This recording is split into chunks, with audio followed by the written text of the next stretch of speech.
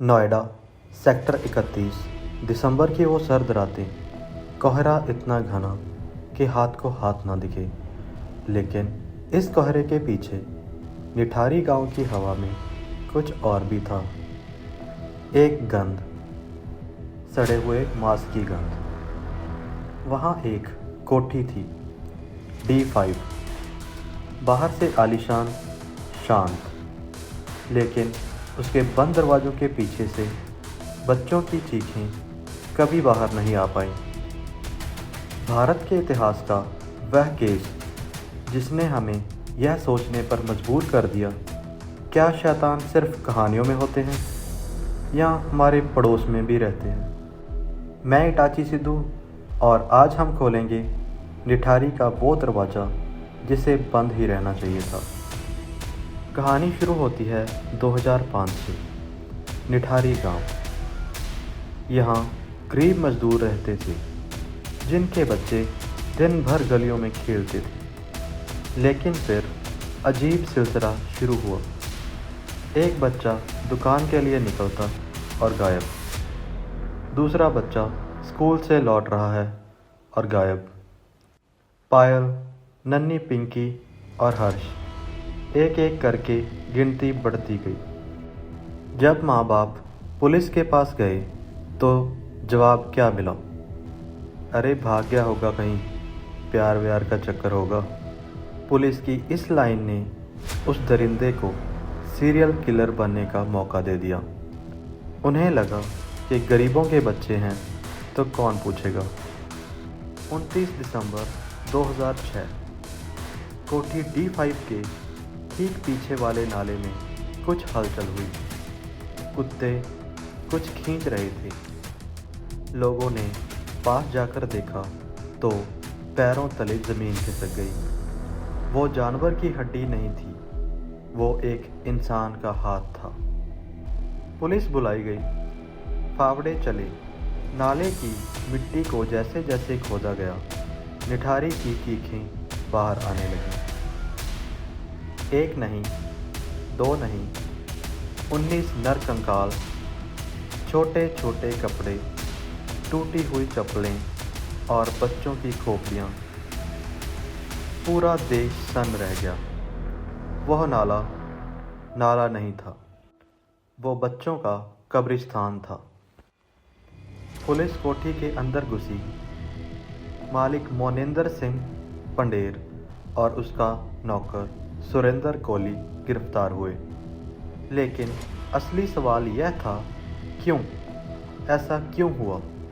कोई इंसान को कैसे काट सकता है? यहाँ आती है वो बात जो आपको डरा देगी। पुलिस पूछताछ में कोहली ने जो कबूला वो किसी साइकोलॉजिकल हॉरर फिल्म से कम नहीं था। कोहली की कहानियों से 5 दिमागी बीमारियों का जिक्र आया, जिसे समझना जरूरी है। नेक्रोफिलिया यानी लाशों से प्यार। कोहली ने कहा उसे मरे हुए जिस्मों के साथ रहने की लत थी। दूसरा, कैनिबलिज्म। उसने माना कि उसने बच्चों का मांस पकाया और खाया। क्यों? उसका मानना था इससे उसकी मर्दानगी यानी इम्पोटेंसी ठीक हो जाएगी। तीसरा था इम्पल्स कंट्रोल डिसऑर्डर। जैसे किसी को चोरी की लत होती है, उसे मारने की अर्ज अर्थात तलब होती थी, जिसे वो रोक नहीं पाता था। चौथा, शिज़ोफ्रेनिया सिम्पटम्स। वो कहता था उसे आवाज़ें सुनाई देती हैं जो उसे ऐसा करने को कहती थी। लेकिन ठहरिए, यहाँ एक बहुत बड़ा ट्विस्ट है। यह सब बातें पुलिस ने बताईं, मीडिया ने छापी, मगर कोर्ट में कोई मेडिकल सबूत नहीं मिला। न कोई साइकेट्रिस्ट की रिपोर्ट, ना कोई टेस्ट। कोर्ट ने कहा यह पुलिस की बनाई हुई कोई कहानी हो सकती है। तो सच क्या था? क्या वो पागल था या बहुत शातिर? मीडिया ने कोहली को राक्षस बना दिया था, लेकिन असली राक्षस वो लापरवाही थी जिसने सबूत मिटा दिए। सीबीआई और एम्स के डॉक्टर आए। पता चला कि D5 के अंदर खून के धब्बे तो थे, लेकिन क्राइम सीन इतना कंटेमिनेटेड हो चुका था कि यह साबित करना मुश्किल हो गया था कि कौन सा कंकाल किस बच्चे का है। एक थ्योरी यह भी आई, ऑर्गन ट्रेड अर्थात अंगों की तस्करी। बच्चों के धड़ मिले, लेकिन कई अंग गायब थे। क्या कोहली सिर्फ एक मोहरा था और पीछे कोई बड़ा रैकेट था? इस सवाल का जवाब फाइल में ही दबा रह गया। सालों तक केस चला, फांसी की सज़ा हुई, फिर बरी हुए। इलाहाबाद हाई कोर्ट ने कहा कि जांच में इतनी कमियां हैं कि हम इन्हें सज़ा नहीं सुना सकते। सोचिए उन माँ बाप पर क्या गुजरी होगी जिन्होंने अपने बच्चों की हड्डियां तक पहचान ली थी, लेकिन कानून को सबूत चाहिए थे।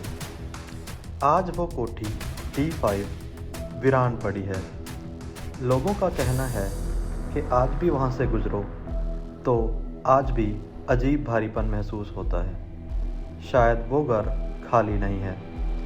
वहाँ आज भी वो सवाल गूंजते हैं जिनका जवाब हमारे सिस्टम के पास नहीं था। निठारी सिर्फ एक हत्याकांड नहीं था, यह एक आईना था हमारी सोसाइटी का, हमारे समाज का, जहाँ अमीर की कोठी के पीछे गरीबों की दुनिया मिटा दी गई और किसी को भनक तक नहीं लगी। मैं इटाची सिद्धू, और अगर आपको कहानी ने सोचने पर मजबूर किया है तो इसे ज़रूर शेयर करें, क्योंकि जुर्म का अंधेरा तभी मिटेगा जब हम सच देखेंगे। मिलते हैं एक और कड़ी में एक और कहानी के साथ। जय हिंद।